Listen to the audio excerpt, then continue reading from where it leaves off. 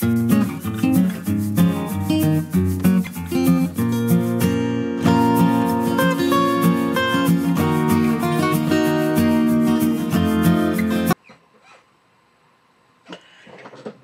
everyone, it's Christine at CL Aldridge Art.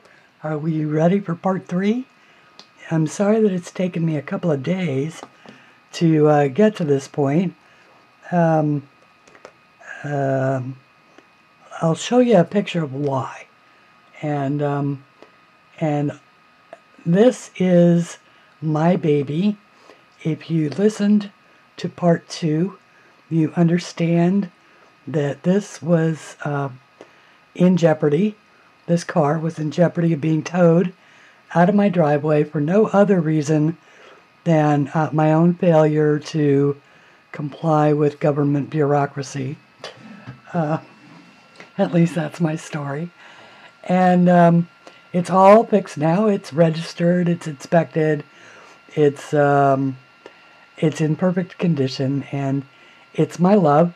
His name is Liam, L-I-A-M, Liam, and he is the most impractical car in the world, and I love him. Anyway, back to coloring.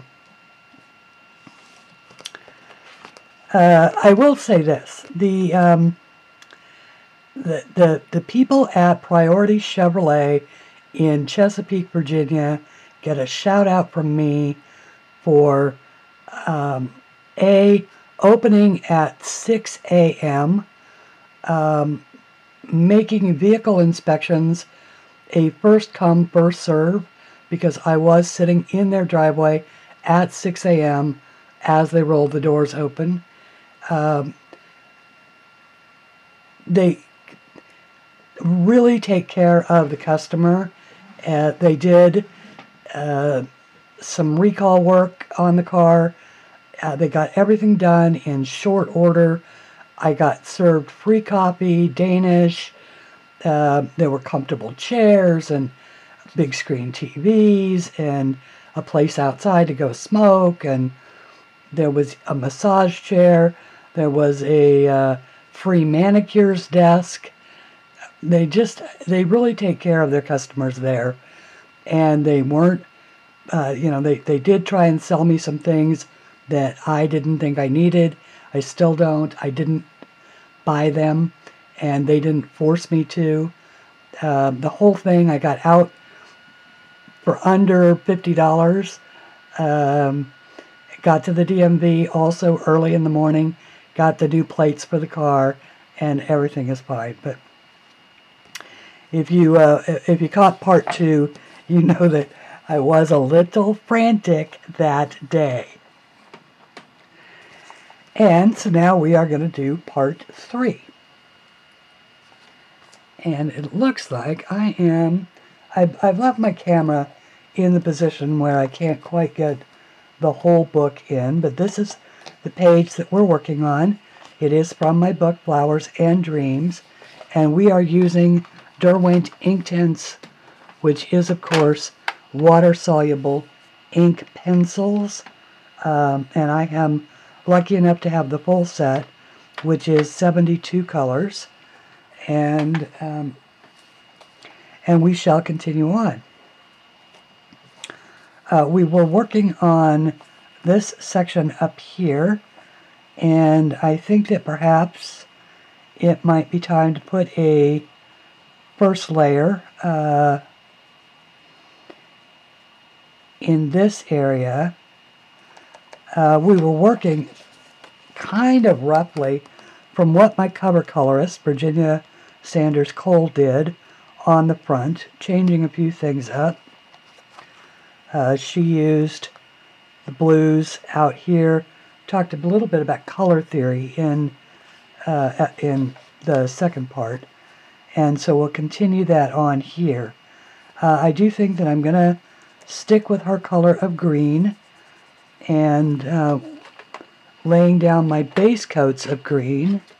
I usually use apple green because it is the lightest, and it's the lightest, and what I think is the prettiest green in my set. And then the other color that we were using is, I believe, a color called Hooker's Green. It should be easy to pick out. This is the pencil that was split when it arrived from in my tin. It was split all the way down to about here, and the lead has a tendency to fall out. So all I did is just whip a quick circle of clear packing tape around it, and look, it doesn't fall out anymore. So that's how to fix a pencil if you want to. How is everybody today?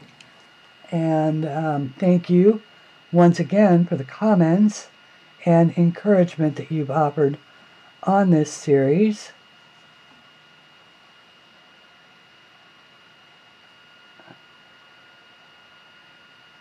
Okay. And we'll just sort of go from there. Derwent does not require a great deal of pressure to put pigment on the page, and I always have to remind myself of that as I get started. You don't have to color with them this way. This is the way I do color with them, because they work just like a watercolor in that they will flow into wet spaces or move into wet spaces with a brush. But they're not quite as flexible as watercolors. And there are many ways and many methods to use them.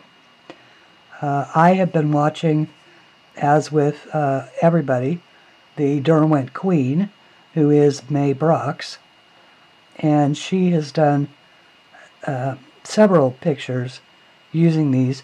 She uses them in a different way than I do, in that she has a tendency to outline the outside areas and then let them flow. And it gives a nice highlight blend, but it doesn't work on the images that I'm coloring, or it doesn't work for me, or more to the point, it's not how I want to use them on this particular image. I did show in the second episode that a picture that I was working on that was different than this. And I'll back it back out. This is my effort to color artists other than myself.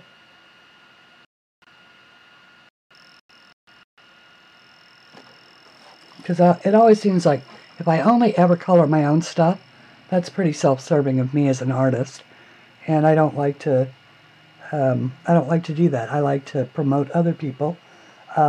This, of course, is Fairies in Dreamland by Denise Klett. It is an adorable book. I got it more to study Denise's style than anything else. I really never intended to color in it, and then the other night, I just simply did. And this is that picture, and this is how it turned out. And I'm delighted with it, I have to say. Absolutely delighted with it. I hope it comes through on camera.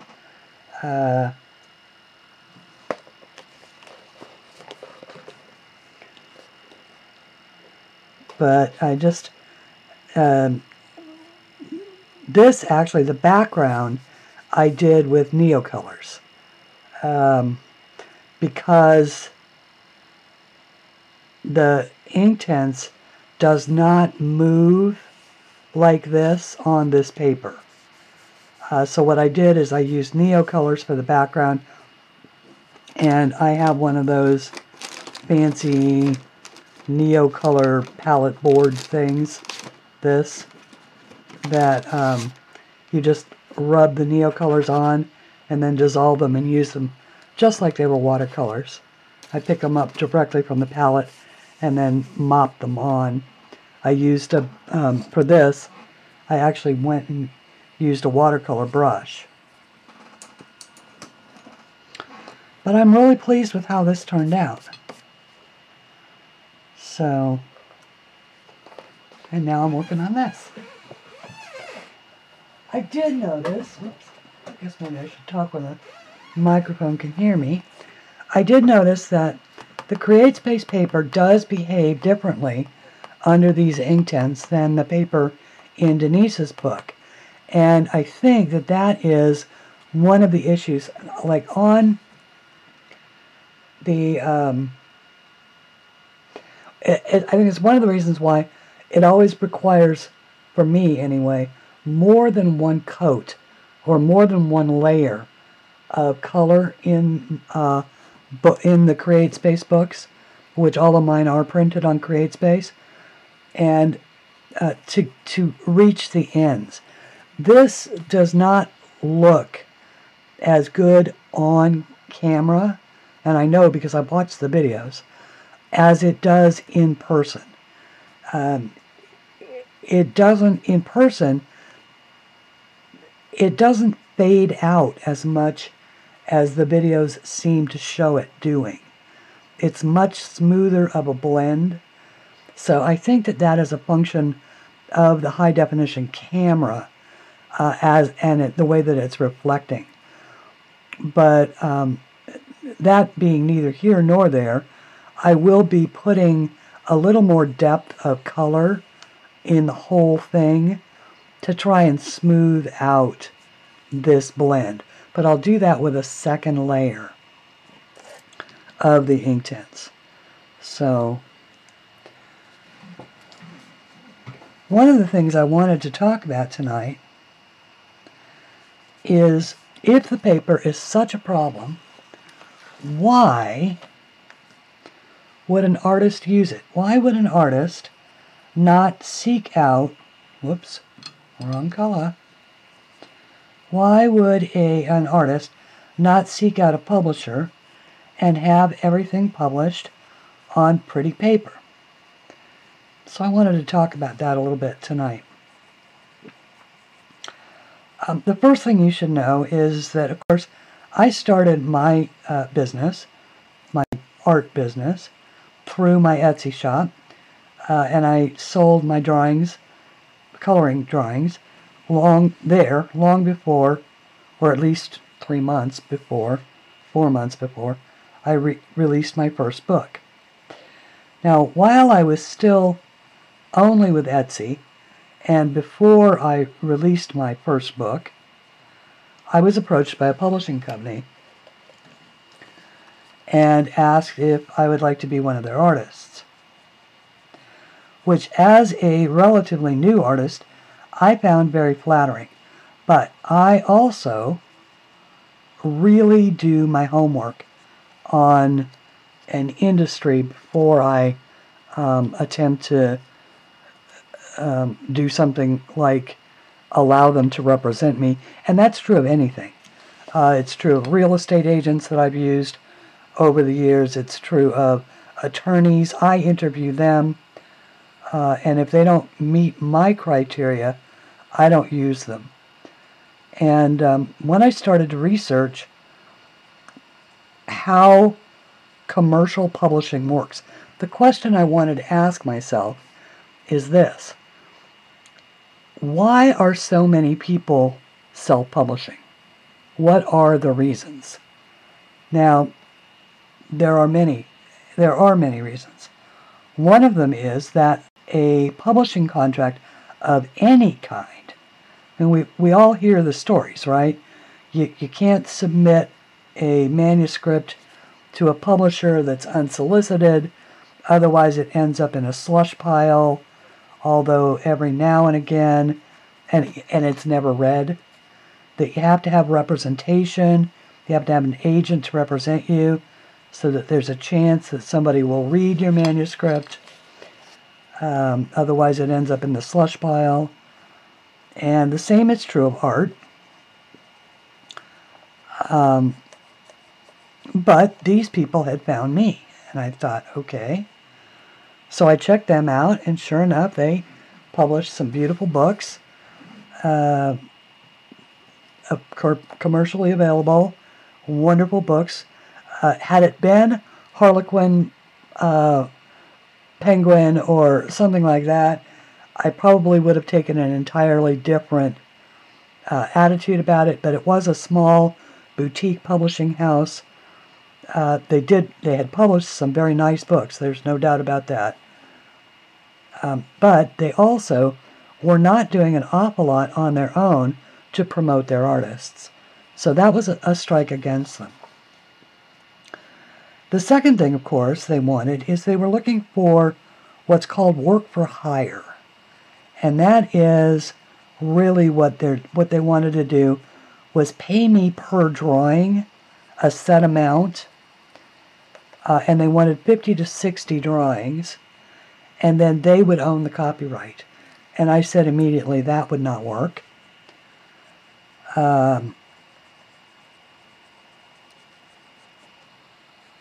So I basically told them to go away. So then it was a few months later, after I'd published my first book, and it was doing very well, I was approached by a larger publisher. The same people that published the Chicken Soup for the Soul books. And, or that originally published the Chicken Soup for the Soul books. And they had a slightly better deal. They wanted to pay a flat fee up front. Then they wanted also 50 to 60 drawings. I kept the copyright. They had the right to publish, exclusive right to publish. And so we got to talking about the advance, of course, is against future royalties. It's not like they pay you and then you get royalties on top of that. It's that they give you a certain amount of money, and then when the book is finally released and starts to sell, they keep all the money until that royalty at your percentage has been paid or earned back by them. And then after that, then you start to get money. So that's good. And this is standard across the publishing industry. It wasn't just them. It's all books kind of work that way. All publishing contracts kind of work that way. And that would have been okay, because they had a big marketing arm. And that's really what it's all about. It's all about the ability to get into stores. The way that a publisher works is that they contract for a book. They make up a mock copy of that book. And then they start to go out to the 2 annual book fairs. And that is where owners of bookstores go to buy the books that they will carry in their shops next year. And it isn't until the publisher has pre-sold whatever the set amount is. Sometimes it's 5,000 copies, sometimes it's 10,000 copies. Many cases it's 20 to 25,000 copies. So they have to get purchase orders for that many copies before they ever take it to print. And that can take up to 2 years. Now, obviously, if you have an established artist, like, for instance, a Joanna Basford, that time is much shorter because those books are so much easier to sell. Nobody ever will be able to knock the queen of adult coloring off her throne because she is the queen. She started the whole craze, and bless her for it. She just deserves every accolade she gets, and certainly all of my respect. But it doesn't work that way for every artist.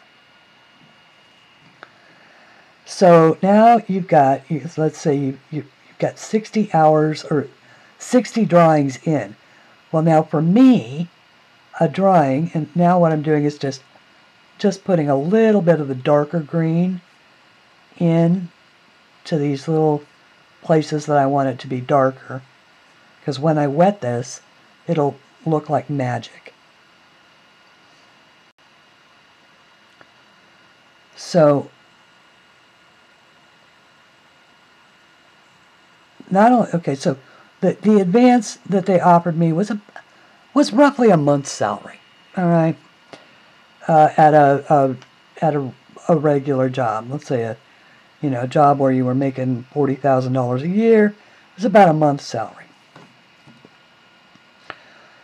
The only problem is that with the kind of art that I draw, which is very precise, the fact that I'm teaching myself, and consequently, I don't draw very quickly.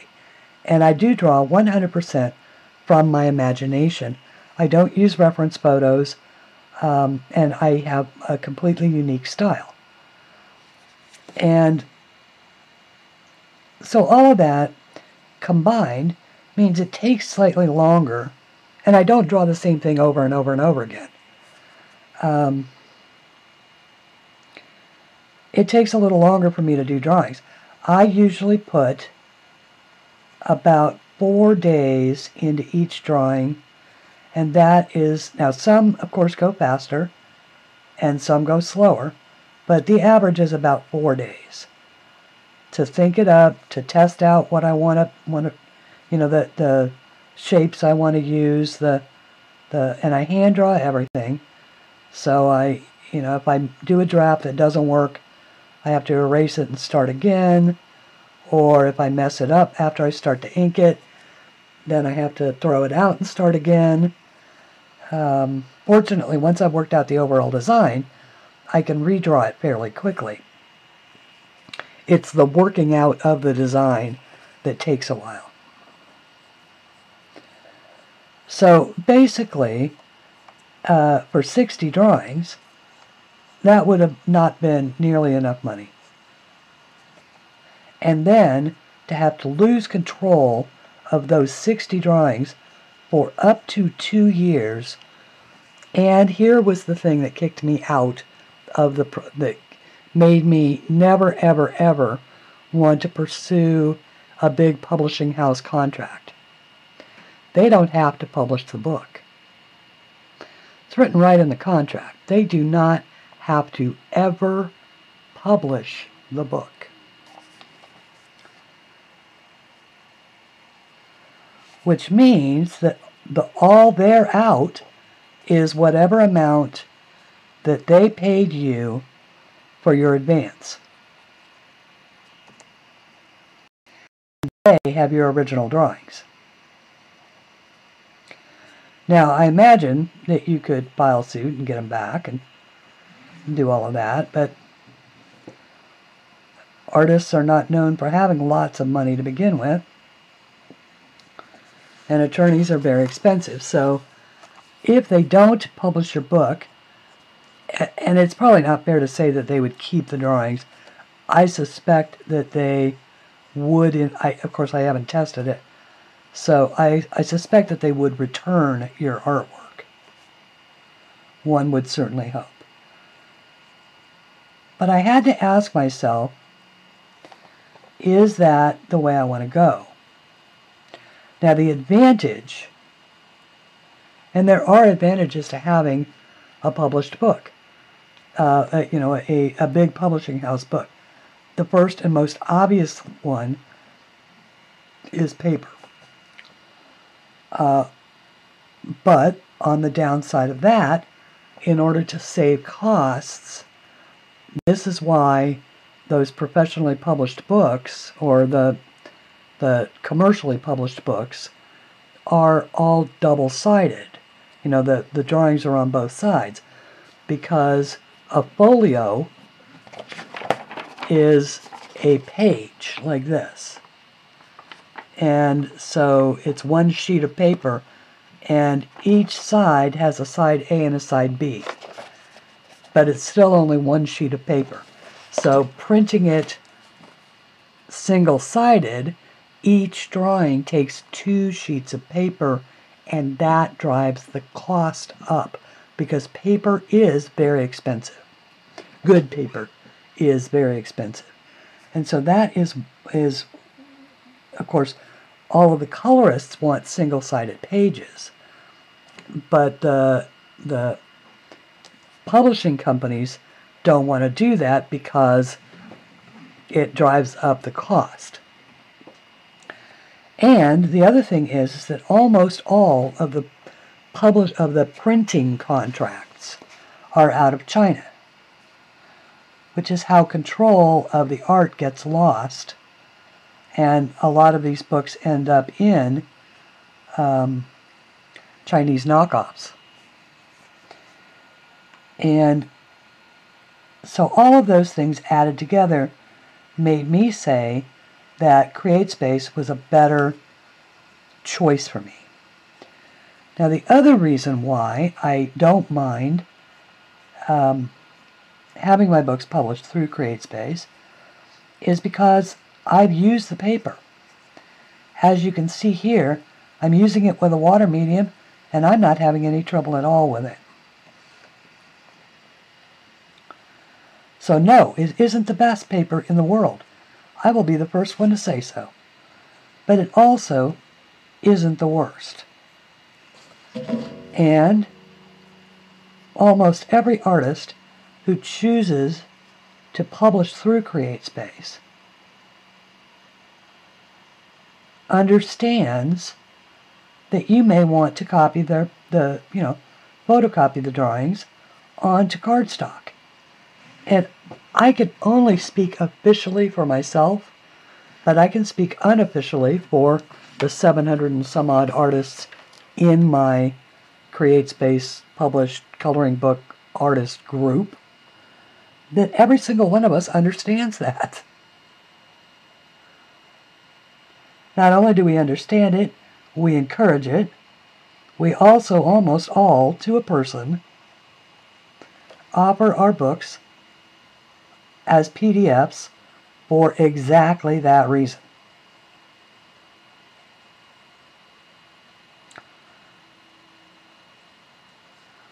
So I bet you all thought that we did it because we were too poor to afford publishing. Didn't you? But it isn't true. The other thing is, of course, you could do the Kickstarter. And beautiful books have been created that way. Now here's the downside to that. You have to think like a business person.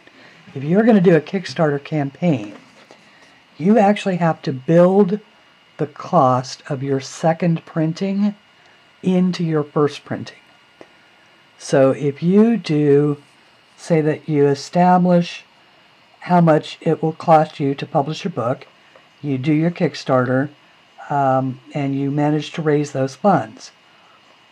What you didn't think about was how are you going to print your second printing.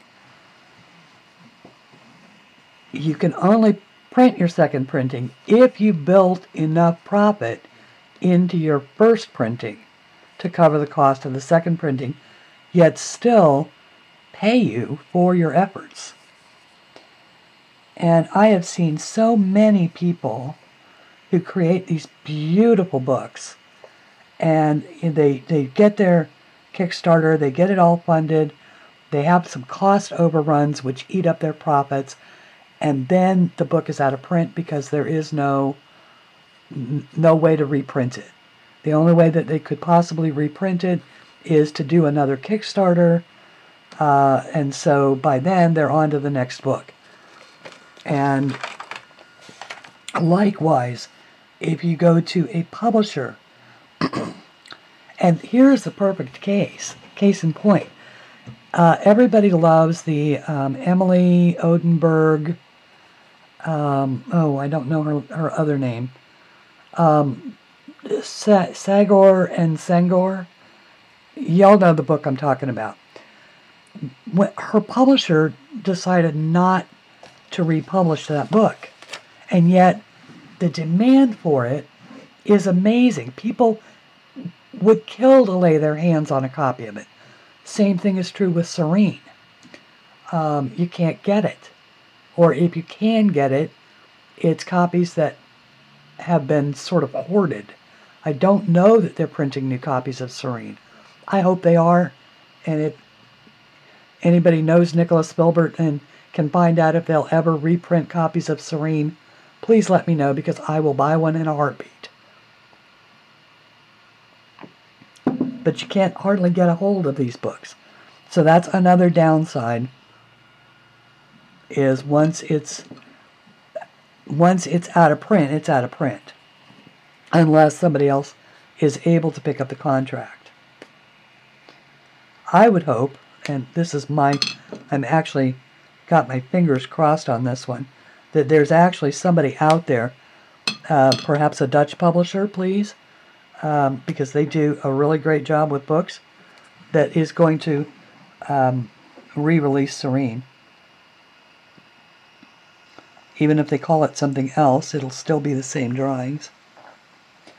It's like the Dutch version of Phantomorphia, Kirby Roseanne's book, has a bunch of drawings that were not in the other Phantomorphia, and that's because it's a different contract. So he was actually able to work with the Dutch publisher to put the drawings the way he wanted the drawings in the book. That is an assumption on my part, but it seems to be Norwegian, with the Norwegian publisher. That seems to be the only explanation I can come up with as to why there are drawings in the Norwegian version that are not in the Phantomorphia that's available here in the United States. It's got to be a different contract. And now, of course, Geomorphia is out. And I only know that because I watched Coloring with Claire this morning, and her copy arrived from the publisher directly in the mail today. So I know it's not due out until October, but it's obviously already been printed and it's being distributed now to the different outlets where it will eventually be available. So now we take CreateSpace. Well, the first thing is that some wildly popular artists publish their books using CreateSpace. The first two that sort of jump out at me are Hannah Lynn and Bennett Klein. But then so does Heather Valentin, who makes adorable books, Lucy Sunshine. So does Tatiana Bogima. If I pronounced it badly, Tatiana, whose name in Americanized we would call her Tanya. If I pronounced your name badly, I apologize so much, but you are just simply one of my favorite artists, and I love your books. I love your little town books. I love your the nice little town books. Hang on, I'm off camera again.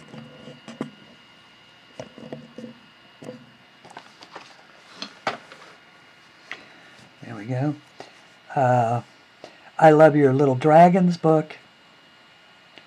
They are just adorable.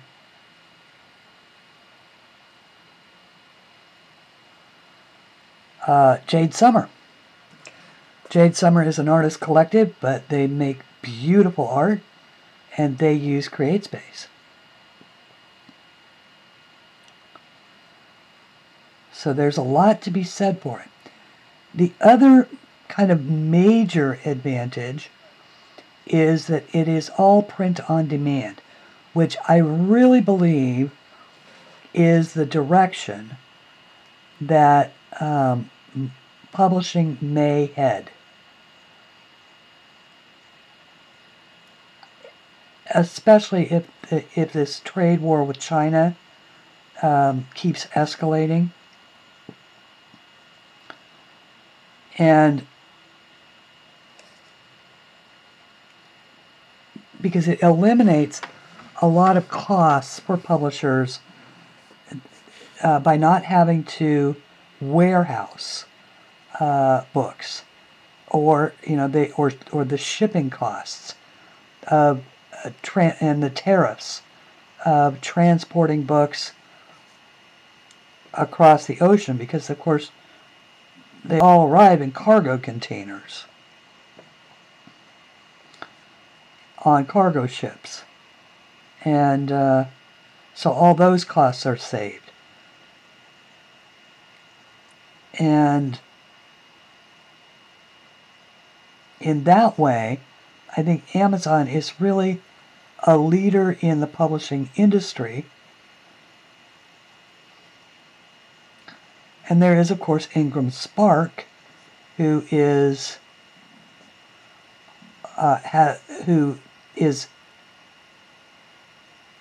contracted with Amazon. And it's all about distribution. Book sales are all about distribution. And because unless you can get it into the hands of people, and there's a lot of ways to do that, individual artists, independent artists have a tendency to do it through their fan bases. Publishers get it out to the public through bookstores, through things like that. So artists you may never have heard of, but all of a sudden you have the advantage of standing in line at Barnes & Noble and flipping through all the books that are available there. And so you can discover artists that way. It really is about distribution. And for an independent author or artist, whether or not you're writing books or drawing coloring books, the best access to worldwide distribution of your art is through Amazon. Cannot be beaten. Amazing resource. Absolutely amazing resource. And it would not have been possible 15 years ago for somebody like me to have come out of the woodwork and emerge as one of the more popular of the thousands of artists that hit the market in the wake of Joanna Basford.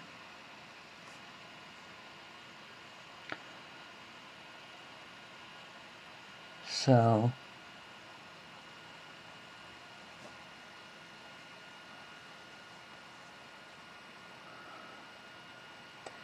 that is why we choose.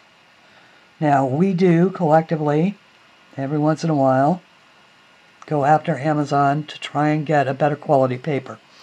Here's the other thing. They tell us that the quality of paper is 60-pound bright white. That is what is supposed to be in the agreement. Now, I will tell you that this book, because it is my copy, it came from CreateSpace directly. It did not come through Amazon. And so this is one of my author copies is printed on 60-pound bright white.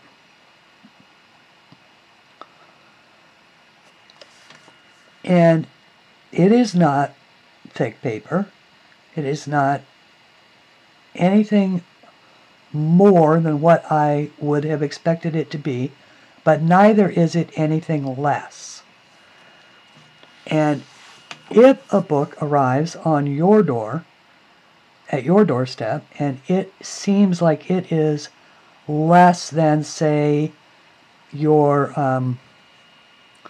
Creative Haven books, except for the perforations, which CreateSpace does not have, then they have simply printed, whoever has that contract for Amazon simply did not use the correct paper.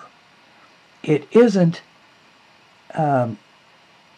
because obviously CreateSpace or Amazon cannot control all of the printers across all of the country that print books for them, because it's all done with contracts through established printing companies. It's not like there's a separate, or maybe there is a separate CreateSpace facility. I know there is one in Charlotte and another one in Kentucky, but I think they're print shops that actually have contracts as opposed to a facility with a big sign on the door that says, CreateSpace Print Shop.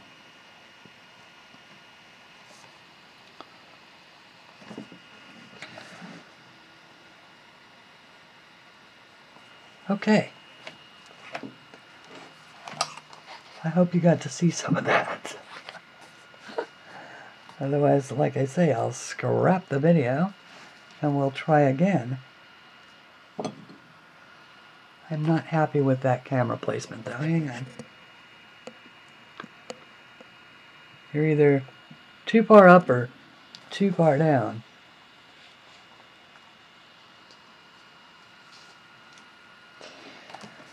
Okay, so on to the next. I think that I am going to do the... how did Virginia handle those? Oh, she made them charcoal gray. Or black. Well, I don't like that. I would rather make them a color. But I don't know what color, so I'm not going to do them right now. So I think what I'll do is see if I can do a tilt, and we'll do this one. We'll go back to doing this one. And I'm sorry guys if it seems like I'm rambling. Oh, by the way, for those of you who have been following along, look, a clean one, just for you.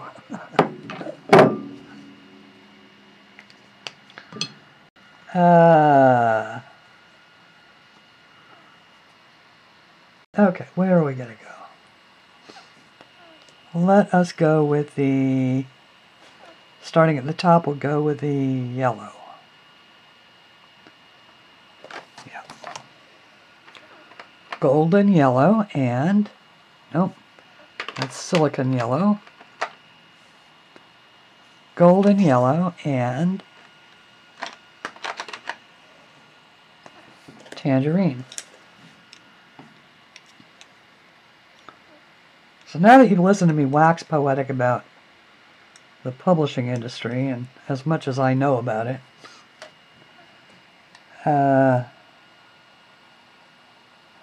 if you still have any questions about why an artist would actually choose, oh, and of course, the other thing is that, excuse me, the day when you can, in the publishing world, for the most part, they think that the coloring craze is over. We all know that that is not the case, but they don't know that. And so Barnes & Noble, for instance, it used to be when you walked in the front door, Christmas of 2016, it was wall-to-wall coloring books. From the front entrance to the first 15 feet of the shop, you tripped over all the stacks of coloring books. And now you can find them in a tiny little section, in a tiny little shelf in the crafts area or the craft book area.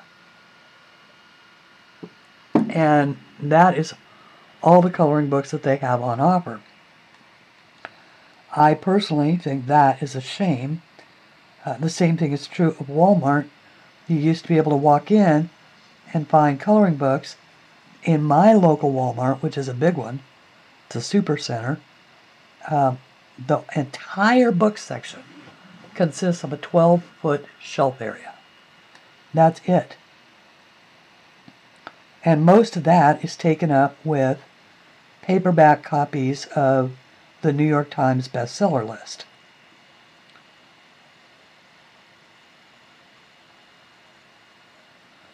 And that is a shame because, and of course, coloring supplies,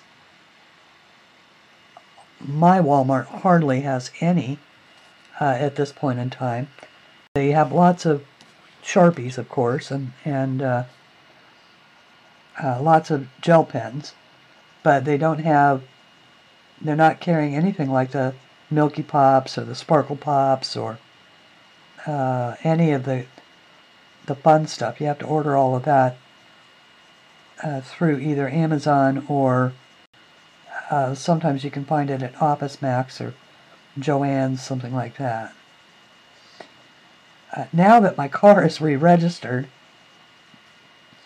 I realized that part of the reason why I didn't go anywhere is because I really couldn't legally do it. And so now that the car actually is re-registered and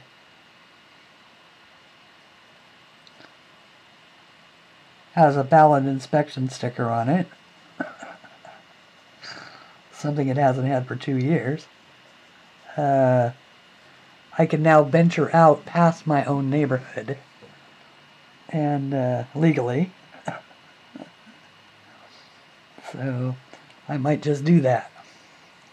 See if I can't find some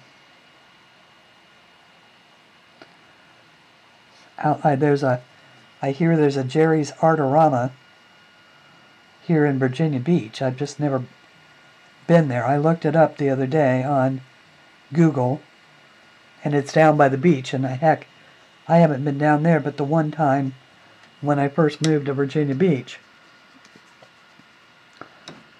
because that's where all the tourists go.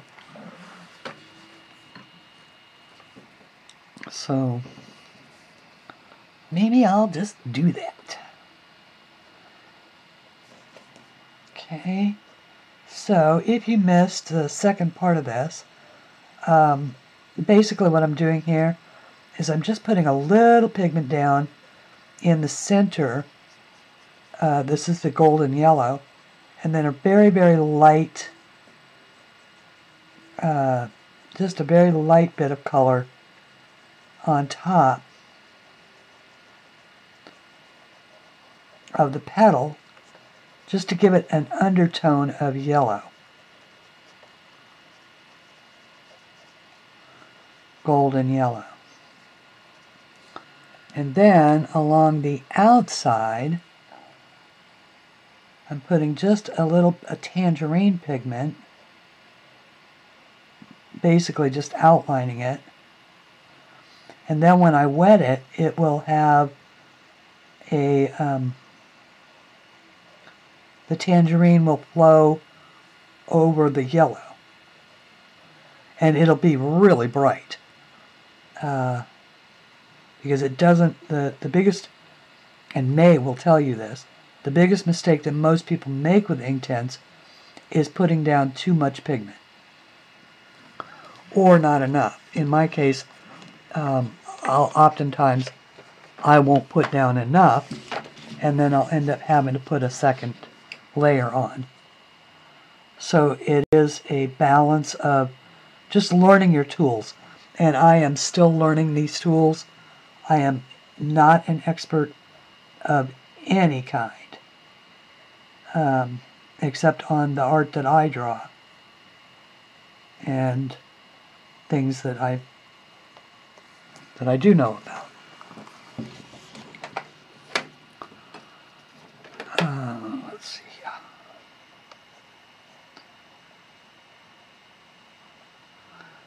I wrote a note to myself.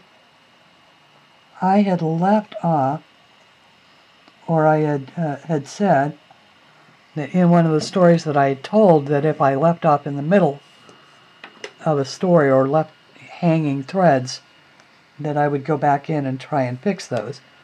And now, of course, I've lost the notepad again.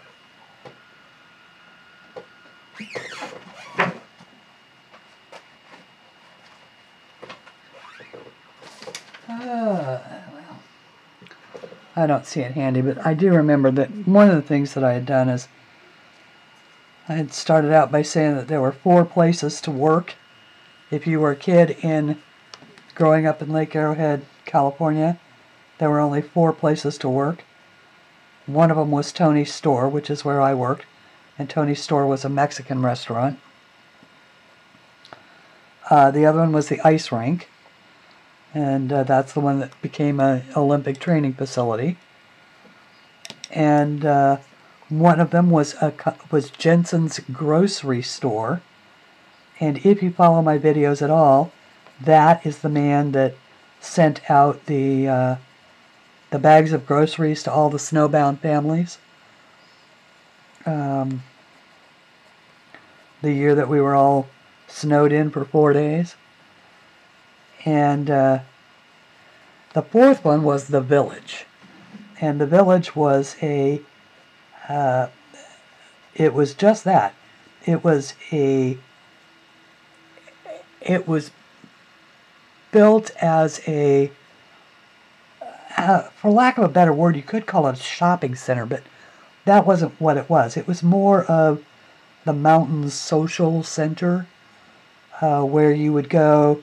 There was an arcade, and there were rides that went out over the lake. They had these like carnival rides that swung you out over the lake. There was a candy shop. There was various tourist trap kind of stores.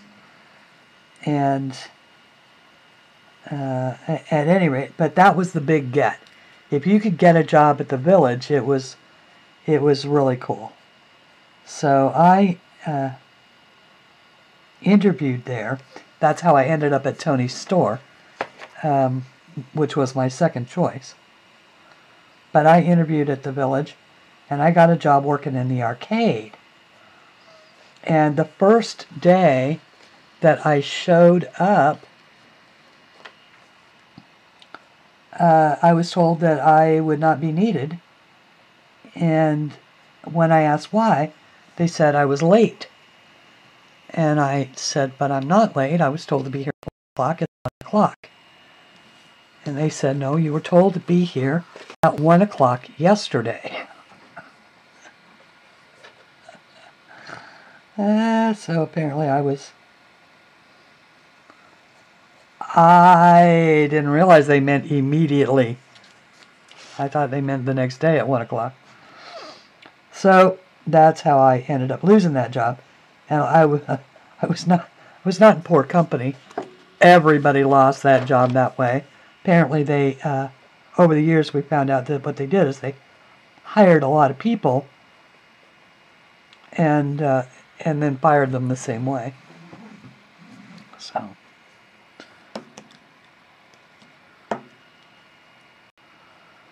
But I was better off at Tony's anyway. At least the food was good.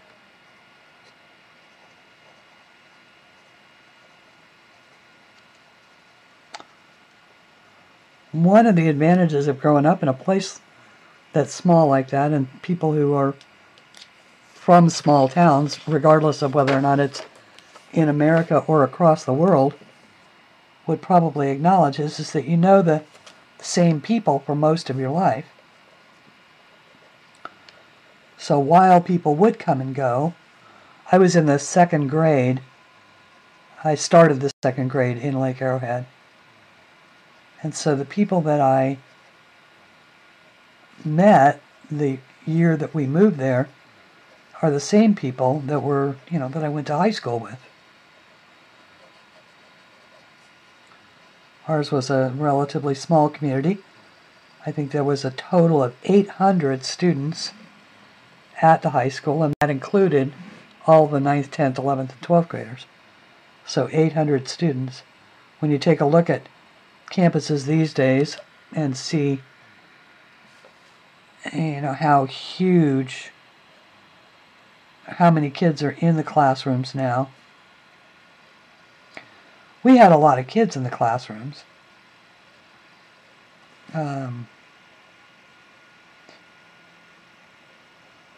But it was nowhere near the size they had now.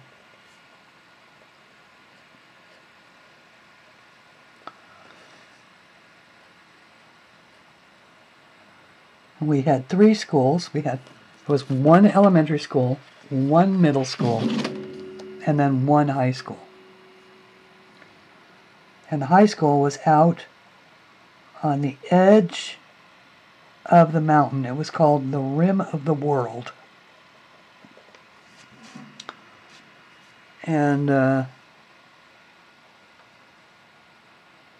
views on a clear day, you could see all the way to the ocean. You couldn't see the ocean, but, you know,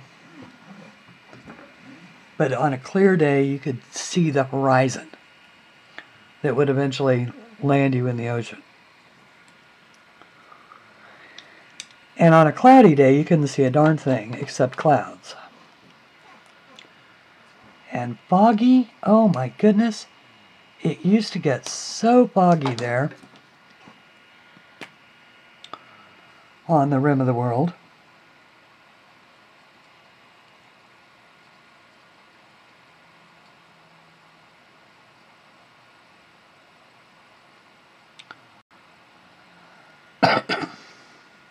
Heck, I had the same bus driver practically the entire time that I was in school, from the time that I was in 2nd grade till I left school. I had exactly the same bus driver. He was my best friend's dad.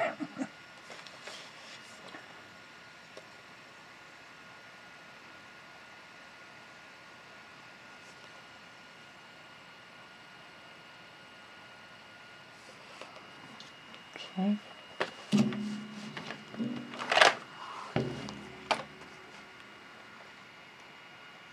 Oh, I see. Part of the problem is this. Near. Taking you guys for a ride again. I apologize. I hope I don't sound like I'm wheezing too bad.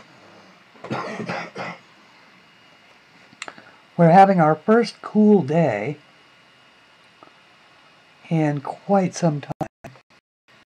And I've had the windows open all day, which has been letting all the pollen in from, or not pollen, but whatever it is that comes out this time of year that makes me cough and wheeze.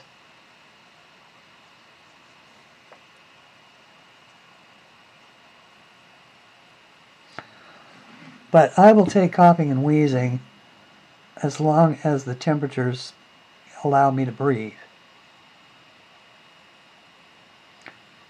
And while the humidity it's raining, you know, so there's lots of humidity, it's not mixed with heat, which is what makes it so oppressive.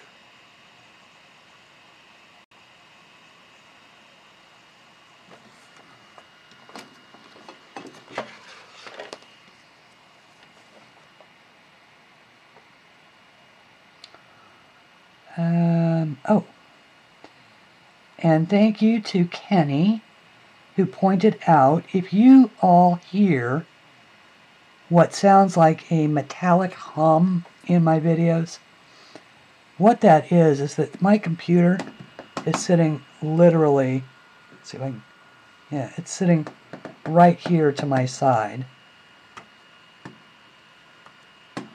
And because my webcam is plugged into it.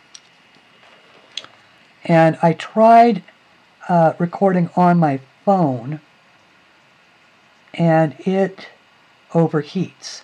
So I got a webcam and it's plugged actually into the USB port on my computer. But because I like to edit my videos, it is recording into something called OBS Studio, which, if you look at my first few videos, you notice that the sound and the picture are a little jerky, a little glitchy, and that was because the camera wasn't playing nicely with my software. So my OBS software works much better, but it does, because I'm recording in high def, it does cause my computer system to work hard, and that is why you hear those fans kicking on. So I apologize for that slight metallic hum. Okay. Good ears, Kenny. And Kenny also asked me if I would further explain how I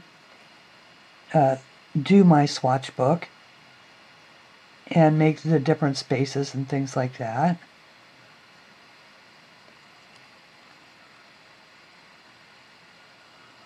And so I thought I would just show that very quickly after I do this other yellow flower.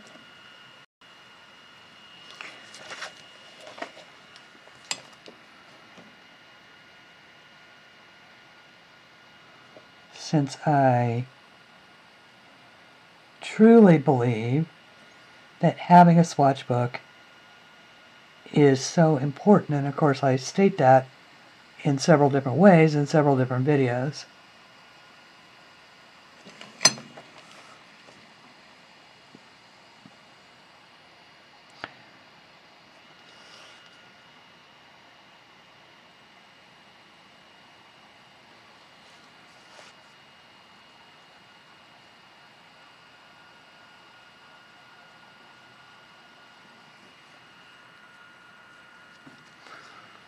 Okay, so let's look at that very quickly. We will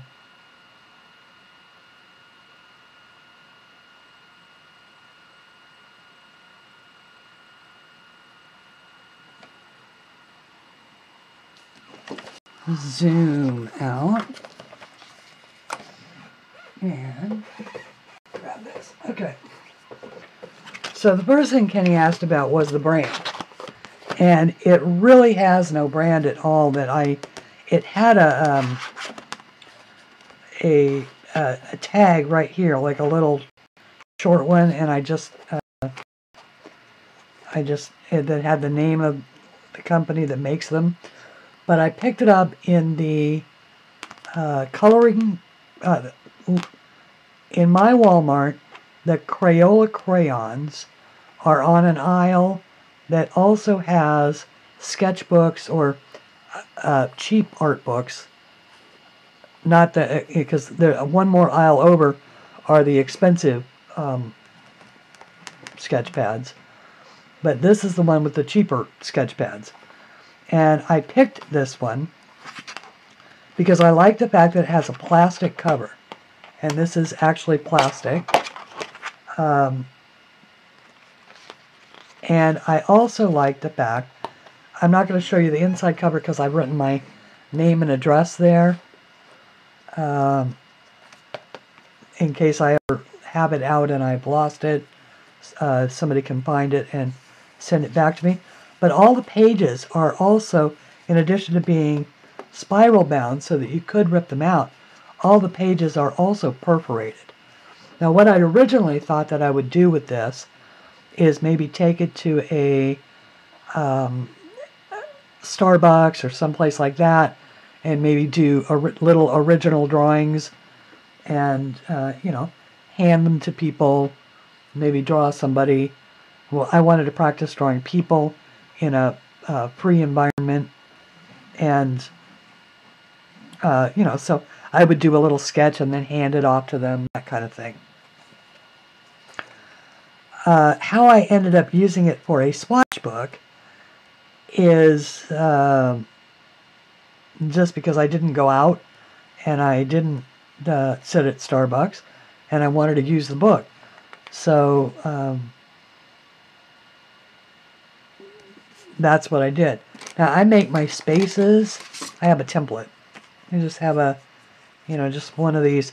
This was a gem template back from when I used to make jewelry, and I needed to, at a glance, be able to see what size of stone was that I was using. So this is just quickly to be able to gauge bezel size and stone size, and that's what it was originally for. But I use it now to simply make spaces. And so on this one, like, I just simply ran the gem temp down the perforated edge, used that and I made spaces using that. So this one, more the same size. This one, because I knew I had a 40 set and I wanted to get as many as I could on a page, I used whatever size, that one. And so it was just really easy. I just made all my spaces and just left some. And the fact that I can do this on a straight line is just more of a function of the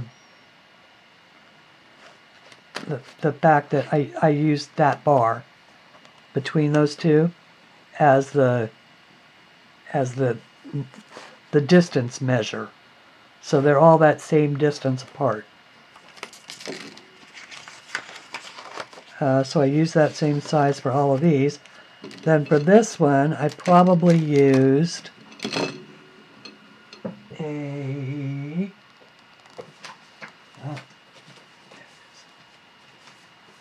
circle template.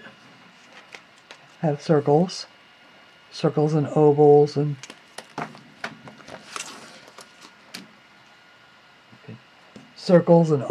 things like that. Well, I guess like there, that's better.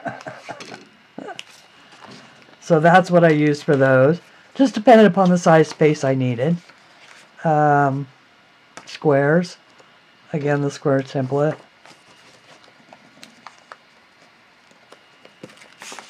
Decided to be a little different. Went with circles on this one. But I just just use the template and draw those in. And then this, the Derwent Inktense, what I did is I searched on Google, and I just searched Derwent Inktense color chart. And a YouTube video popped up. A little man, I say little man, I don't know his relative size, but he was an older man who was showing swatching techniques and had linked a free printable download to his video. And so I just was able to print off the pre-printed and pre-numbered, because remember how I said in the first video that I had dumped all of these out on the floor? I did not know the order in which they should go back, and I did not realize that it really was number based. The Inktense are the colors all go up in even increments. So I could have just relied on the numbers, but I really didn't want to write sherbet lemon and sun yellow. This was just so much easier. So I printed it off. I wanted to put it on this page, so I cut it up so that I could put it in order on this page, and then I just used a glue stick and glued it down. So there's a bunch of different ways to create the spaces for your swatch book. Now, I watched another cool video today where a lady took the back, she has a plastic cover as well, And she puts washi tape on the back, just, you know, just pieces of washi tape, so that if she ever is out and about and wants to tape something into her book, it's all right there. She can just come back to the back, peel off a piece of the washi tape, come into her journal, and put it wherever it is that she wants it. So I thought that was a good idea too. I don't happen to own any washi tape, but I don't even really know what it is. But I've seen it on videos, and it looks like it would be good.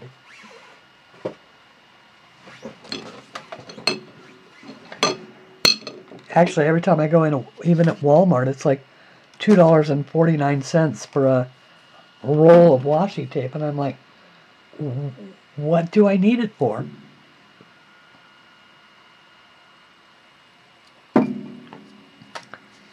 So I skip buying that. I can't immediately identify a use for it. I don't really need it. Okay, now, what shall we do next? How about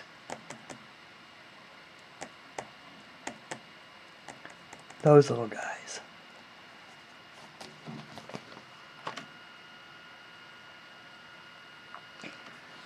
Okay, Virginia did those yellow. I already know that I'm going to do these blue. So I'm just going to follow suit with her stuff. Go pink, fuchsia pink, blue.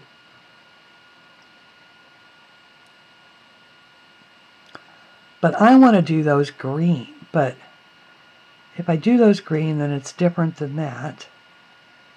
But I don't want to go...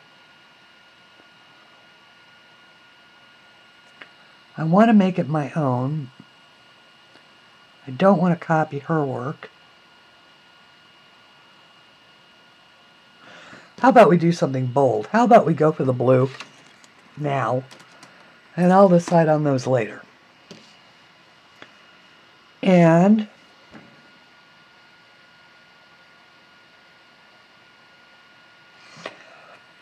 do any of you remember what color I did this in? I think it was the ultramarine, wasn't it? Didn't we decide on the dark ultramarine for that? I say we, but collectively the we is me, since I'm the one sitting here making the choices. I think I did. It was either the dark aquamarine or, which is the 1210, or it was the sea blue,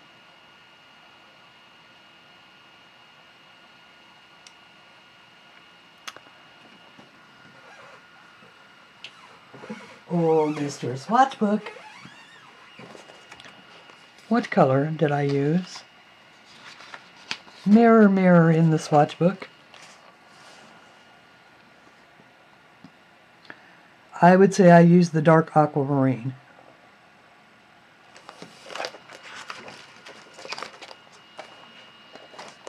I did not use the sea blue. Okay, so it was the dark aquamarine. Put the sea blue back. But wait, she says.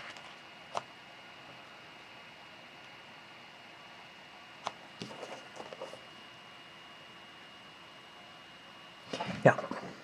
Okay. And now I will show you how May does it. We'll see if we can go with that.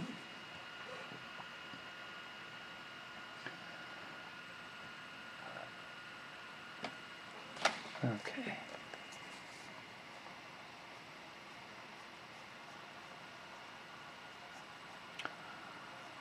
Gosh, I feel like I've just been droning on. I apologize.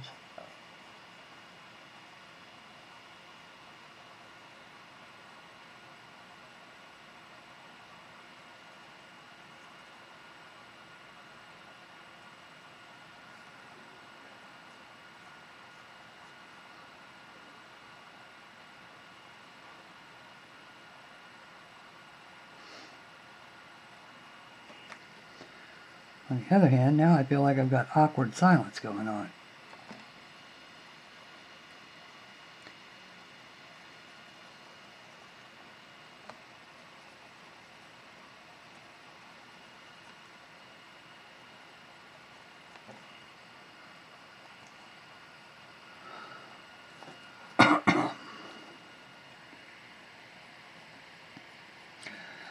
I guess the big news of the day here in America is this thing going on with our president has nominated a candidate to sit on our Supreme Court. He is being accused, whether fairly or unfairly, we are yet to determine, of a crime. And so there's been hearings about that on all day. Literally all day. All the news stations have been covering it. And it'll be interesting to see how it comes out. I know what I think. I am not going to share that. I will only share that I don't... I would like it if this current occupant of the White House was not the occupant, and say that. But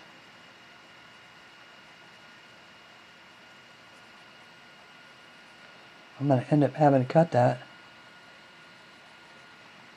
Maybe, maybe not. But at any rate, this is his second nominee to our Supreme Court. The first one was passed unanimously, and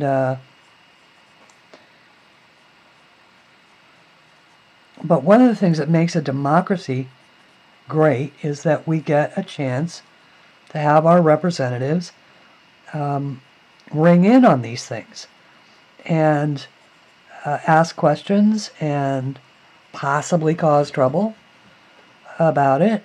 And democracy is messy, and it works because we participate. And as Americans, we're supposed to participate in questioning power and in making certain that the representatives that we choose to represent us represent the values that we hold dear.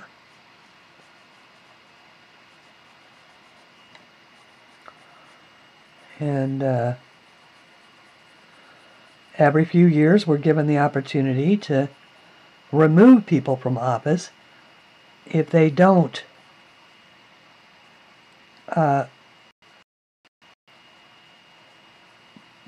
represent us in the way that we feel that we as a majority want to be represented, which is the power of our vote. And so nothing makes me crazier than people who abdicate that responsibility and don't vote. Because I think it is very important, whether you're a citizen of the United States or a citizen of any other country in the world, if you are given the opportunity to participate in the government of your land, in helping or hoping to help to steer your country in a direction that the majority of the people want it to go in, that it's not responsible of you as a citizen to not participate. And I'll leave it at that. So, if you're American and you're watching this, I hope that you will choose to vote in the midterm election.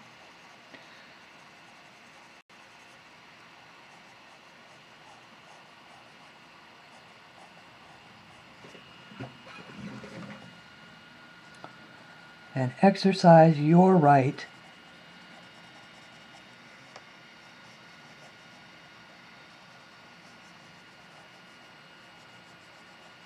to have a voice in your government. Of the people, by the people, for the people. people forget about the by the people part. We choose our representatives from representatives of the people. We choose them by the people, which means vote.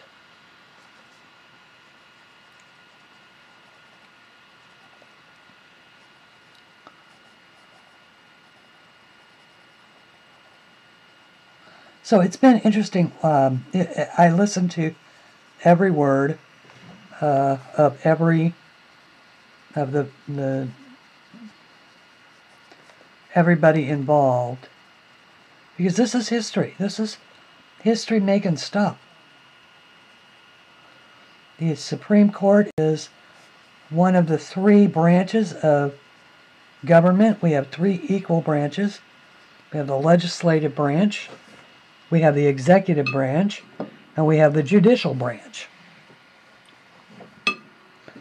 And those three branches of government hold equal power, and they are designed in a democracy to act as checks and balances on one another, so that a president can't get out of hand because the Congress holds the purse strings.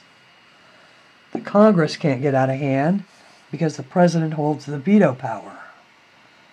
And neither one of them can do anything against the Constitution, because the Supreme Court has the power to declare something unconstitutional, regardless of who it came from.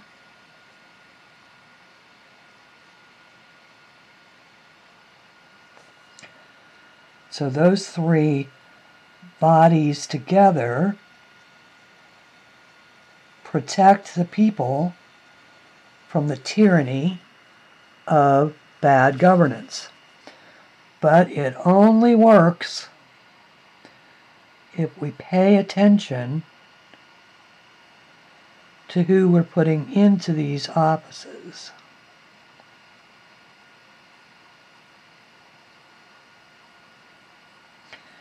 This is just magic. My goodness.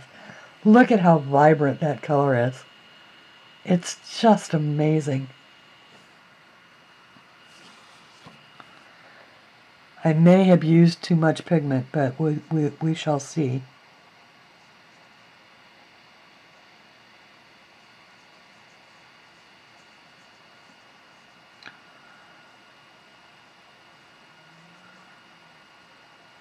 So today's civics lesson is over.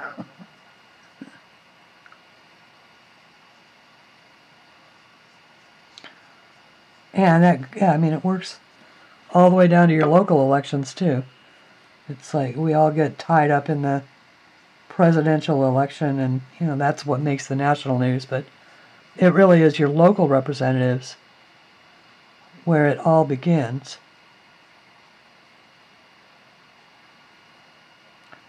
It's important to show up and vote for your school board, and vote for your sheriff, and vote for your mayor and city councilmen and all the other people that represent you as a citizen wherever you happen to live. Because like my stepmother used to tell me, if you don't vote, you give up your right to complain.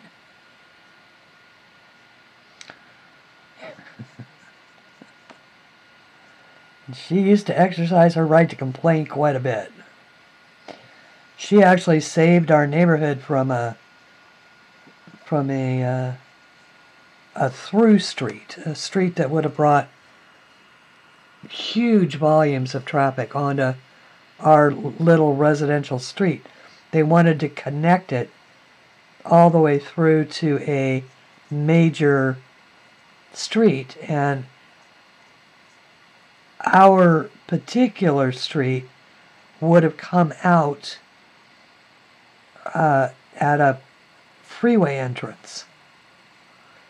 So it would have been impossible to get out that way,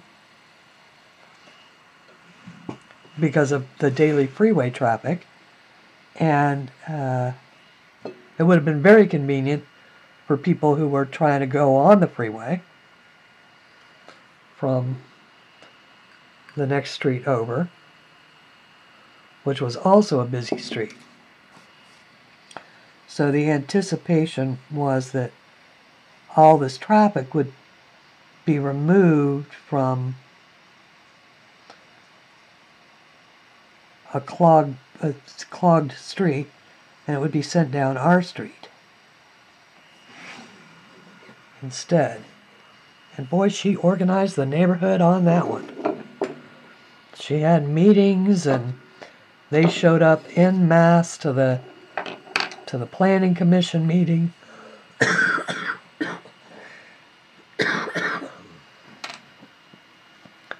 Here she was, this little tiny blonde woman, leading the charge.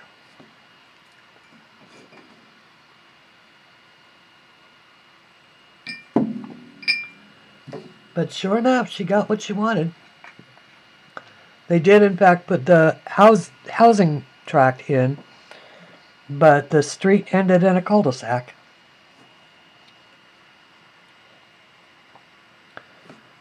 Okay. Ooh, that is pretty. Okay, let's do the other side.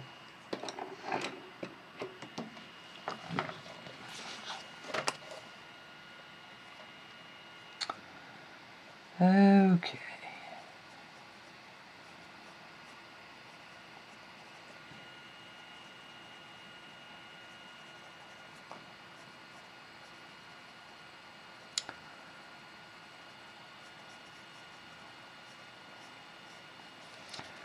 I was also listening on Claire's show this morning. I like her so much. Maybe it's the British accent. Maybe it's just the fact that she's such a sweet lady. And I just she was live for the first time in a while. She's been very busy and hasn't been able to be live. I just happened to be looking at the computer screen when the notification came up. But you know, there's just nothing like listening to a proud mother tell you about something that her son has done that makes her, you know, proud and all of that. And her son did something very noble and very touching. And of course, he's only 12 years old. It's not my story, so I won't tell it, but it was just so lovely to, you know, to listen to her telling the story and really sort of understanding what a individual young man that she has been given the pleasure to raise.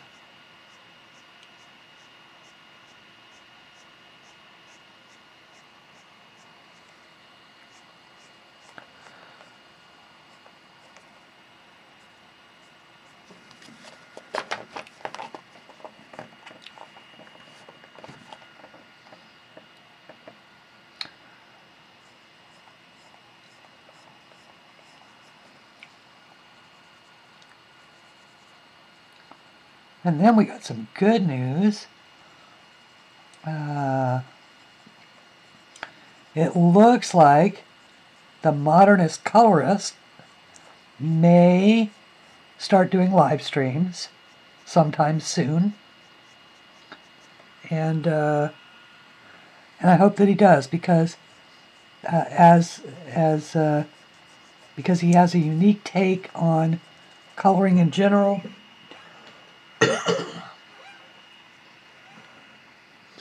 Plus, he's got that very pleasing voice, that, you know, that British accent. There is something about the Brits.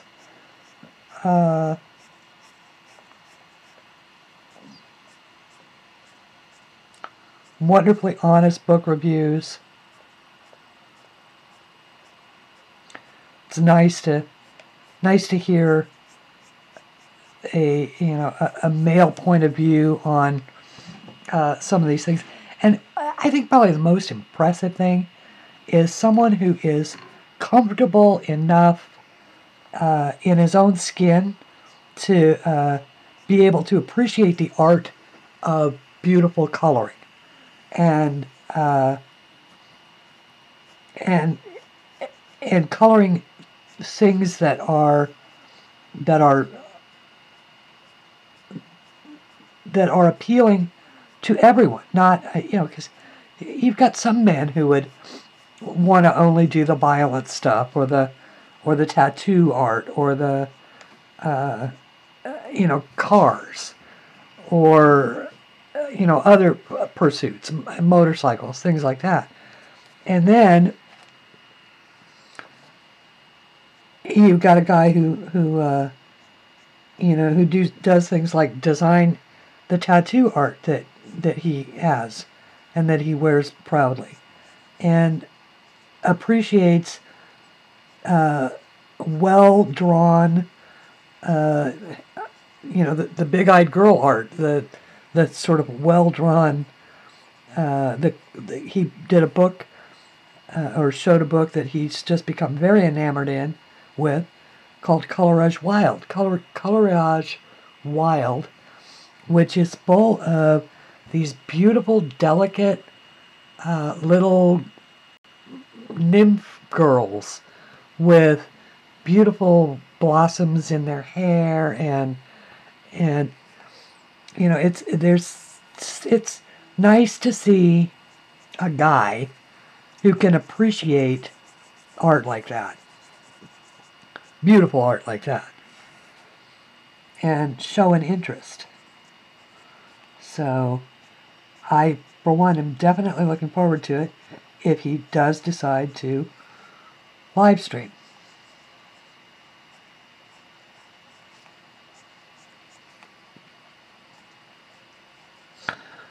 Zarget Hunter, the other night, she got a wonderful new box of art supplies from the UK. She wanted to do that before the whole Brexit thing makes it harder for her to get stuff in Denmark without having to pay extra taxes and stuff on it. So while they're still part of the EU, and in it were these wonderful gouache, acrylic gouache paints. And so she demonstrated those on a sort of impromptu live stream the other day. Just stunning colors. They're gorgeous. It was, you should go to her Zarget, and it's XARGOT Hunter. And it's like 2 words, like a name, Zarget Hunter. And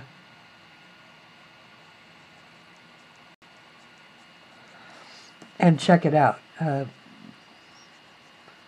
I believe the date on the video is the 26th. Might be the 25th. But really pretty stuff. Turner acrylic gouache.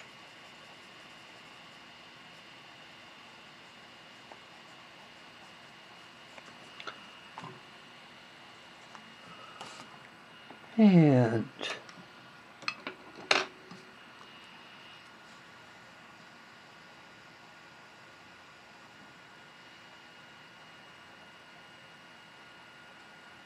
sorry, I'm just trying to establish a little water flow. The big brush, I'm having a little trouble with getting the water to flow nicely.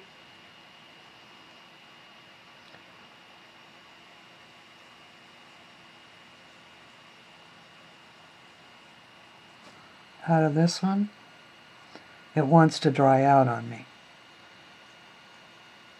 which is good because it means it's not leaky, you have good control over the water, but you have to give it a little pressure.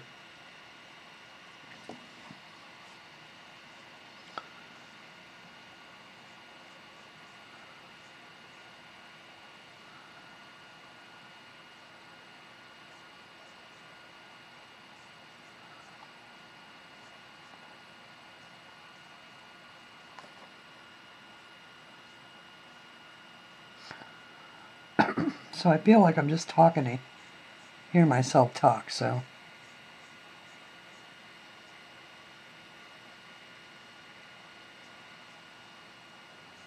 While I'm trying to think of something to say,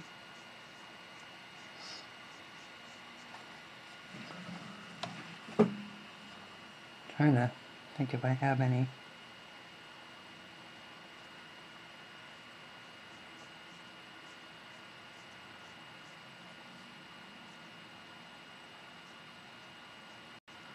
Yeah, see what I mean? It's starting to dry out.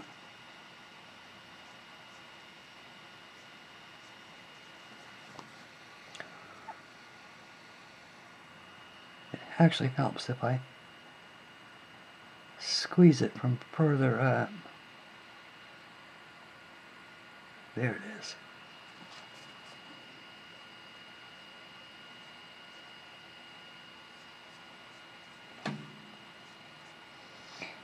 Oh, well, one thing. I have, by the way, that car is a 2008 Saturn Sky. It was an instant classic because 2 years later, Saturn was reabsorbed into General Motors, so they don't make that car anymore. And the reason why it's impractical, of course, is that it's a two-seat roadster. And it doesn't really have a trunk, so it's got a ragtop. It's a ragtop convertible. And so if you want to put the top down, the top actually fills up the space, any space in the rear deck lid. And so you can't, there's no place to put luggage or anything like that. So it's really an impractical car. It's not, you couldn't even, if there were two of you, you couldn't even go away for the weekend because there wouldn't be any place for you to put your clothes unless it was raining, at which time you had the top up and you could put a couple of flexible, as long as they were stuffable bags. You couldn't put anything rigid in the trunk area. You just have to stuff like a duffel bag. The other option is, of course, that you have to go alone because your suitcase is in the passenger seat of the car, which is how I usually end up going.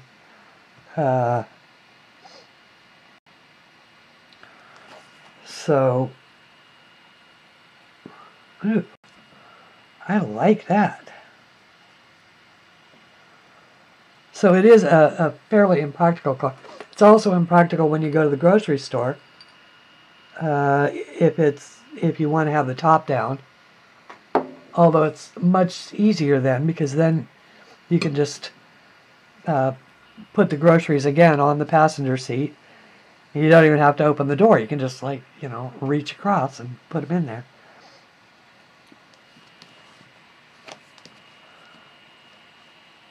But it's got vanity plates on it. And I didn't realize that when I let the expiration expire for so long, they canceled those plates. So and it says Sky Flyin'. That's what my plates read, Sky Flyin'.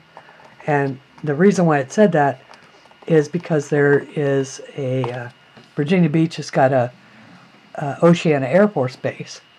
And I just thought it was cool because we have a lot of jets that fly here, F-18s. And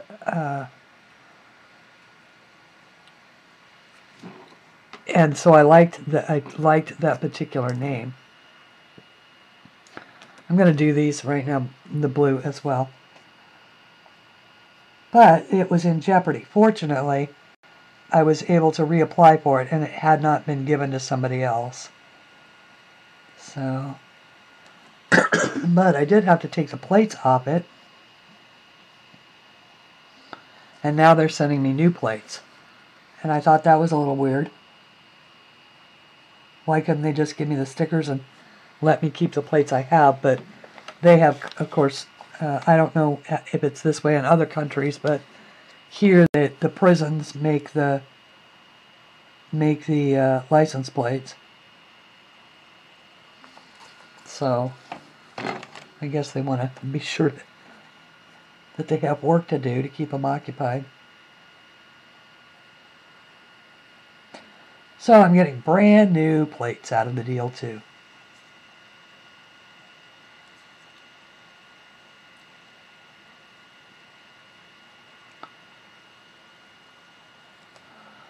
All in all, I have to say that after the panic, it really went very, very smoothly.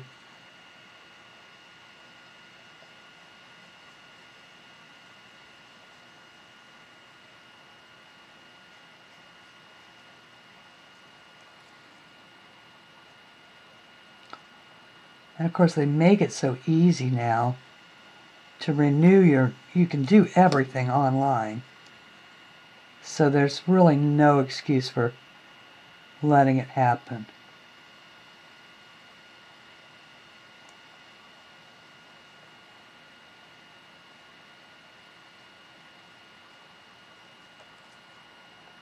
And the DMV, because everybody does everything online, wasn't even that unpleasant. A trip to the Department of Motor Vehicles is never a pleasant experience. I don't think in any state. But ours is not as bad as they used to be when you had to go there for everything. If you needed to renew your plates, you had to go in. If you needed to renew your driver's license, heck, here I needed to renew my driver's license. I was able to do it online, and it's good for 7 years. It used to be that you had to go renew your driver's license every 2 years.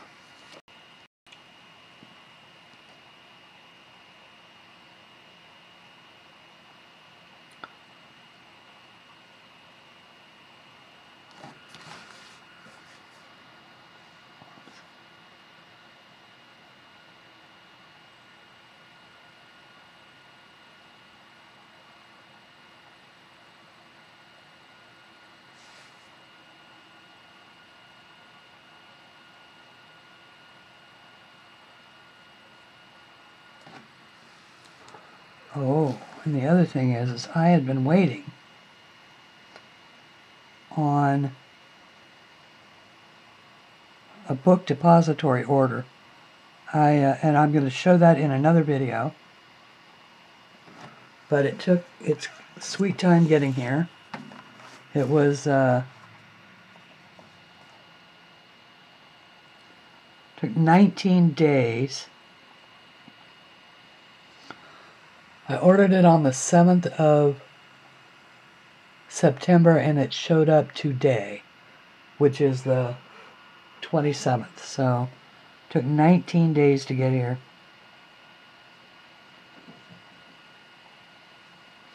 From the UK.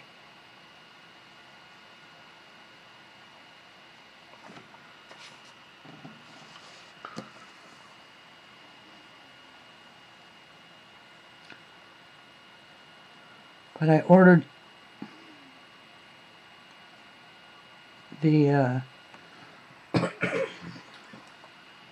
I had ordered a book from Book Outlet. It was one of those Pictura books. Oops. Made a boo-boo there. I got the nature one. The nature book. And I loved it so much, but they didn't have any of the other Pictura books, so I had to check on Book Depository. So I ordered 3 more from the series. I got dragons, fairies, and okay, I've got nature, which I think that the English version of that is hedgerow. I'll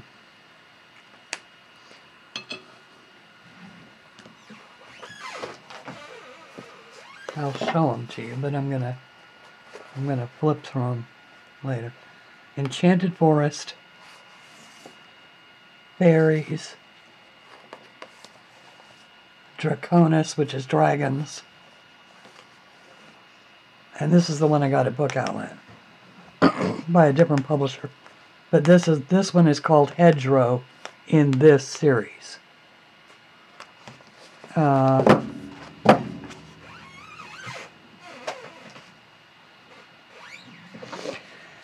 And I want to paint in those. I want to do a series of videos painting in those, because I'm not going to just sit around and look at that art.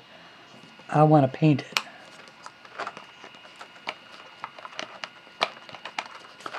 Okay, let's do this one up here for lack of... That way I don't have to back out and do all of that.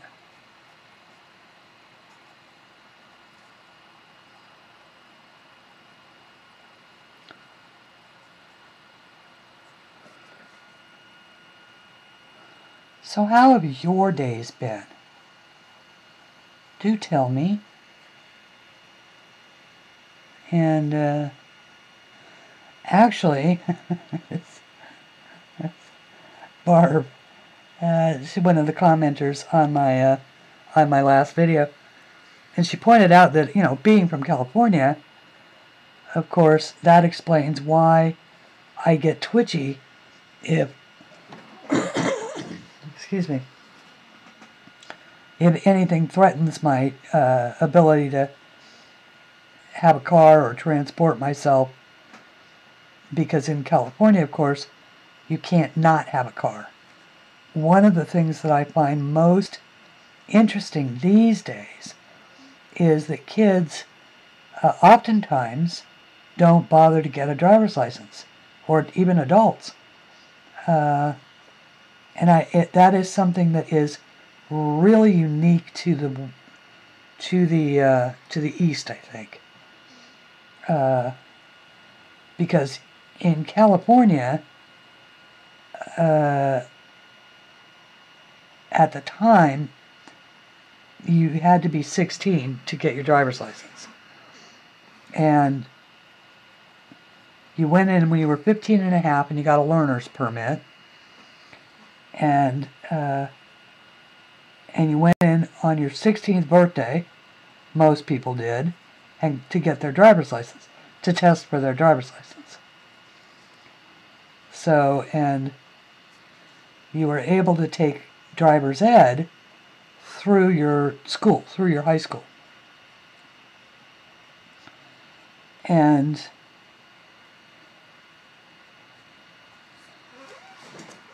by the time that I was a sophomore in high school, I did not always go to class regularly. I was always too, well, I like to say I was too smart. What I was too bored, antisocial. Or maybe it was just too wrapped up in myself. So I used to, at the beginning of the school year, I'd get the textbook, and by about the end of week 2, I had read the thing, done all of the lessons, and so I used to just then turn in the work.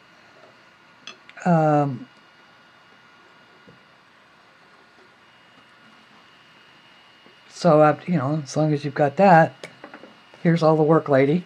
You know, see at the end of the school year when you can give me a grade. Yeah, they love to see me coming.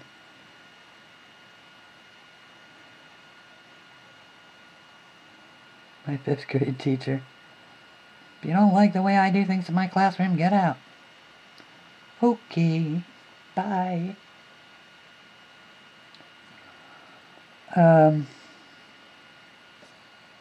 Actually, he said you can go wait in the hallway. So that's what I did. Logged a lot of hours in that hallway.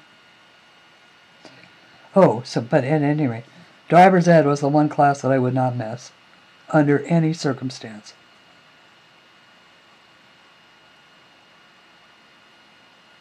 Absolutely never missed driver's ed.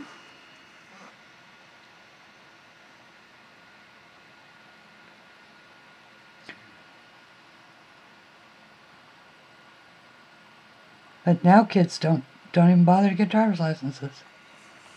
I don't get it. I mean, I was this way with my bicycle too. Oh, worst threat you could make was take away my bike. Roll me from point A to point B.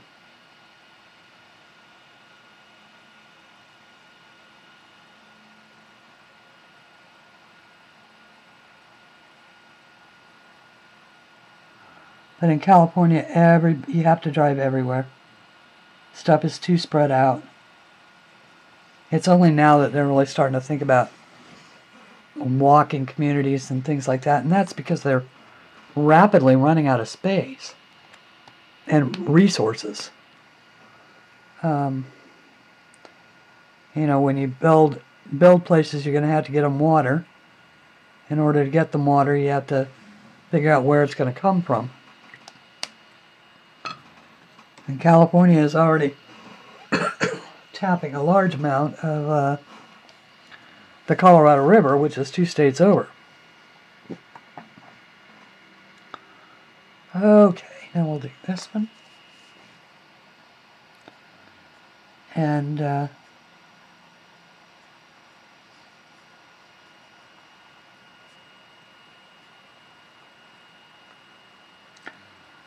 so it's very spread out.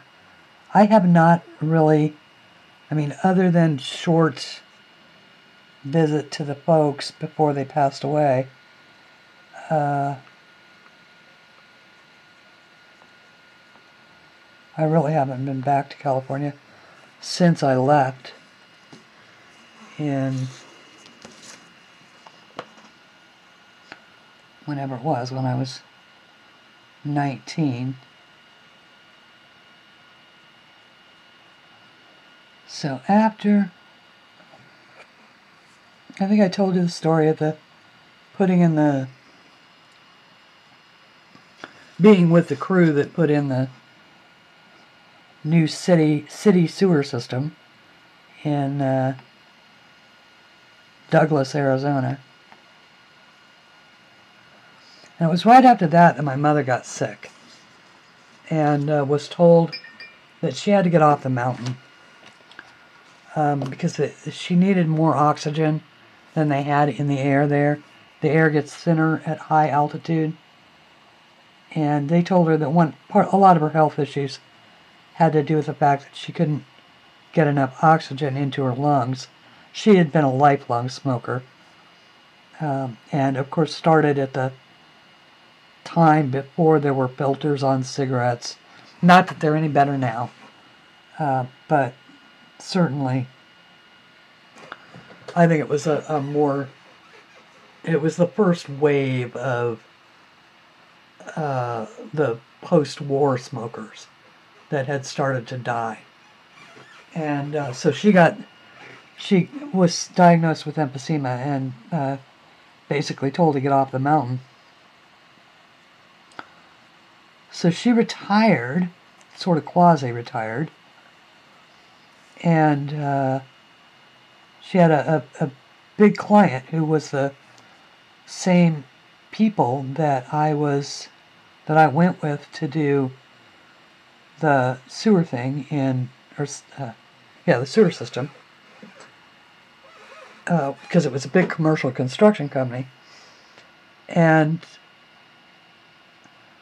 so they helped her settle in Arizona, which was much closer to sea level, although not quite. And within a fairly short period of time, from the time that she moved there, she decided that she wanted me there too. And, what are you going to do? You've been told your mother's sick, and so that's what I did. I moved there to Sedona, Arizona, which is a really beautiful place. I will say it is a really beautiful place. Lots of red rocks, lots of rock formations. At the time, it was known more as an artist community than the sort of ritzy place it is considered today. I guess you could say that it was before the rich folks had found it. And it used to just be fun. You'd take a pink Jeep tour and go to all the rock formations, and they had, lots of beautiful art galleries. There's a old Spanish mission that they turned into a place called Tlaquepaque, which was the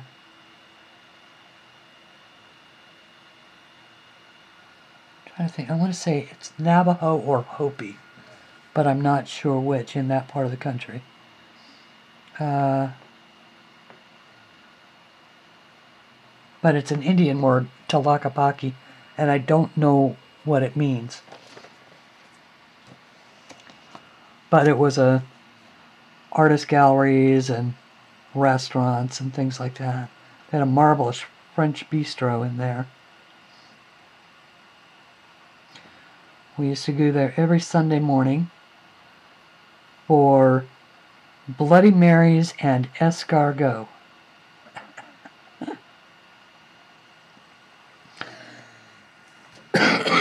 Excuse me. And the drinking age in Arizona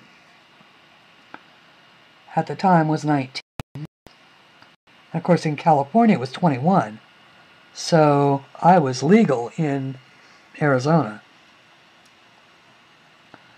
So I took a job as a bartender at the local 7-Eleven.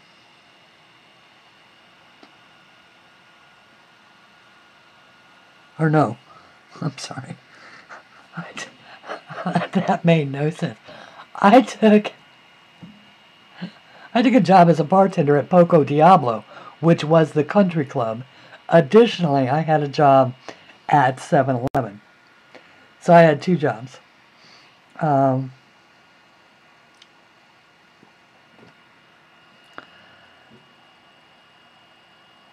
And because, of course, with my mother not working, one of us had to work. And it was really only a couple of years before she passed away. So,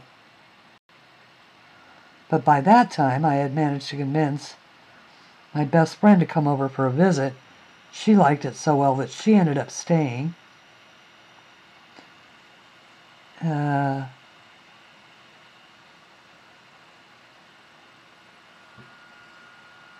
So that was cool for me.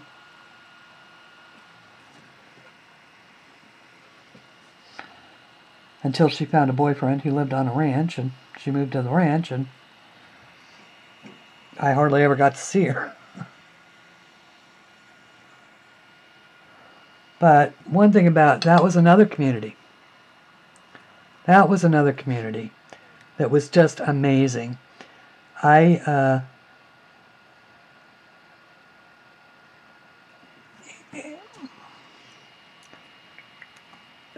I can distinctly remember one time being overserved and absolutely not being able to drive home. And so rather than make a big deal out of public intoxication, the sheriff's deputy, whose name I knew his first name, because I used to say hi, because he used to come into the country club, just drove me home, and then picked me up the next day, and took me back to my car so that I could get my car. I thought that was very nice. He certainly didn't have to do that. He was on duty.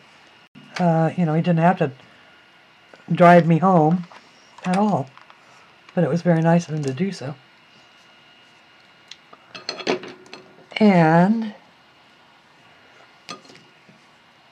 But when my mother passed away, she passed away at home, which was what she wanted.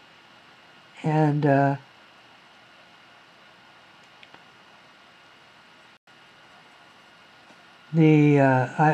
was just sort of I was in shock, really. And so the same guy, the phone, I was trying to reach my best friend, and she wasn't home. And I knew that she was supposed to be out in the field, because they were getting ready to move a herd of cattle out of the winter grazing.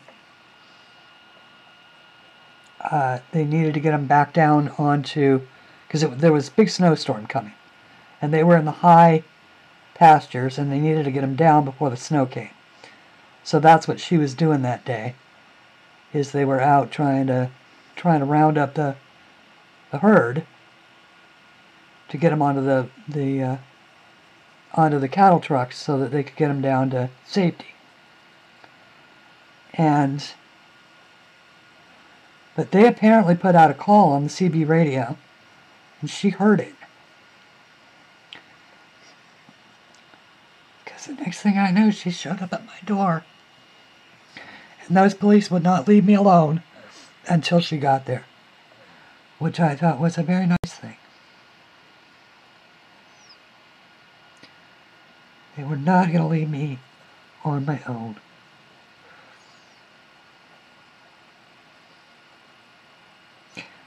I was 20. I think I was 20.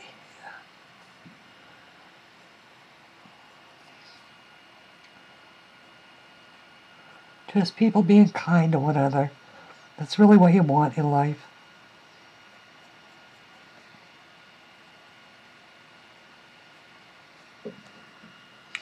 And it's really so easy to do. All you have to do is walk a mile in their shoes, and being kind to somebody is pretty easy to do. And the older you get, the more experience you have in your experience bank, and the more you're able to do that.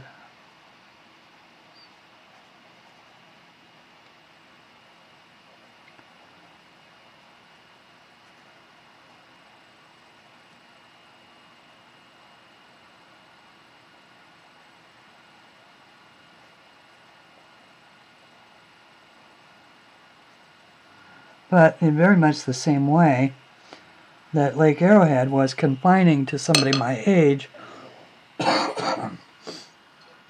so was Sedona, because there's really only a couple things to do there if you're not a rancher, and that's drink, or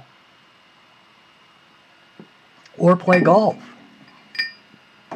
Sorry. And at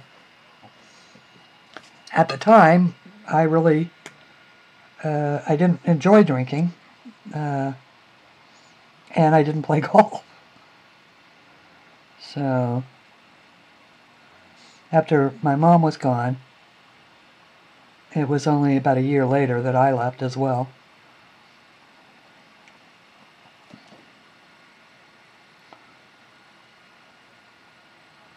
Decided I needed to go down to Phoenix, where there was more employment opportunities.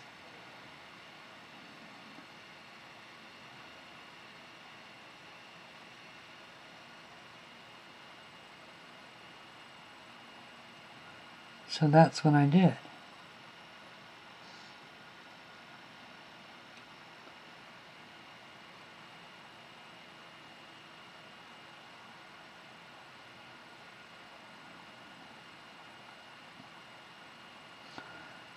I'll tell you what, talk about weird weather. Phoenix has some weird weather. It can be gorgeous and sun shining one minute, and you are literally trying to save the house from the deluge the next. They have monsoons there. And every day at about 1 o'clock in the afternoon during monsoon season, the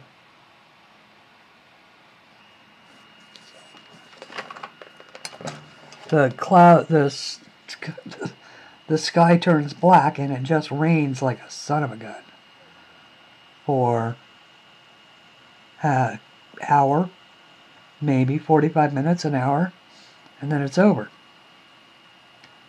until the next day.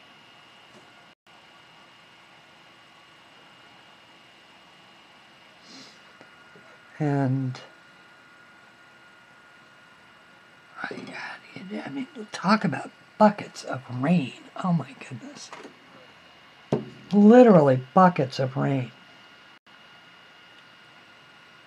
And then, of course, they have the haboobs, which are the dust storms. All in all, the desert is a tough place to live. But it's really very pretty. It's beautiful 9 months out of the year and just miserable for 3. Okay, let's back out.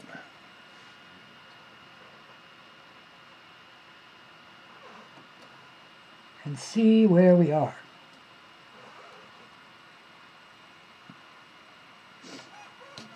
Okay.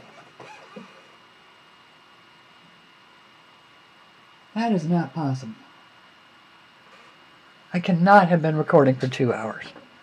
Can I have actually been recording for 2 hours? If that's the case, I don't know what I'll do. If we have been recording for 2 hours, then thank you so much for listening. If you are still listening, we will continue this in, I guess, a part 4. And I hope that you didn't mind that I rambled along. If